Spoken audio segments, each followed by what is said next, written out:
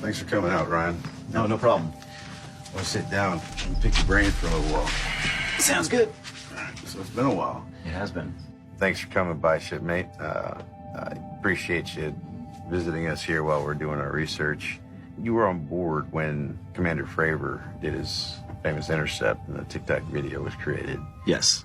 Could you walk me through exactly, how you found out and like what you were doing on board? I honestly never had met you, and it's a pretty small ship, so. Right. I was part of the air detachment. I was the leading petty officer of HSL 43's detachment on board you guys with the Princeton. I had actually been in combat at the time on the phone with the command back home because we needed something for our aircraft. So we were working out the logistics of that. During that time frame, the intercept was going on.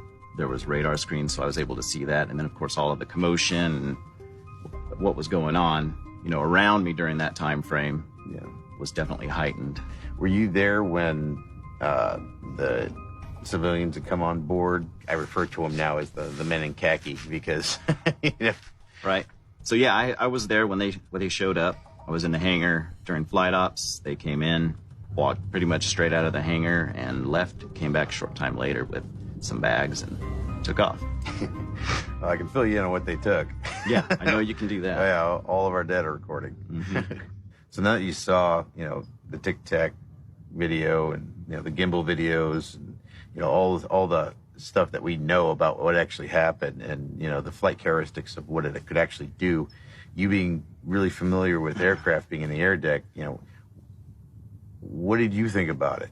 What I thought about it is there's absolutely no aircraft that can do what those things were doing that I know of or have seen.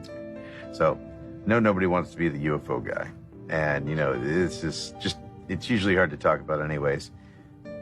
What made you be able to get over all that to talk about it? Was there a real big stigma in the air deck about stuff like that? Well, there's always a stigma when you talk about UFOs. It doesn't matter if people believe you or not, you're going to get something for it. I was planning on making a full second career in the Department of Defense as a contractor. But because I was clowned and ridiculed and kind of lost my reputation a little bit, it destroyed me almost. I saw this video on the TV. I was like, oh my freaking God, it's happening. And I dropped the plate of food and I jumped on the internet and found out what had just happened. That moment shook me to the core because I knew my life was about to change again. I had gone through all this pain and suffering, if you will, so I feel validated right now. My thing is I saw what I saw, and I can't unsee what I saw. And if I saw it, then it happened, and I want to back that up. For me, I was lucky that I didn't have the level of PTSD that some of the other guys did, but instead of trying to make this public, I internalized. For a long time after the event, I was emotionally completely void.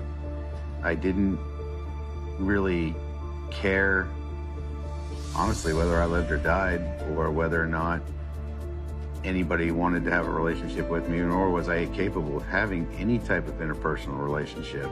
We need to tell the truth about the things that we see. Yeah, and that's the one thing that really bugs a lot of us about that too, is that we couldn't tell the whole truth about things. And if you did, nobody would believe you because the government didn't tell the truth either. Of course. So do you want to see what we got going upstairs? Oh, I'd love to see it. All right, let's go do it.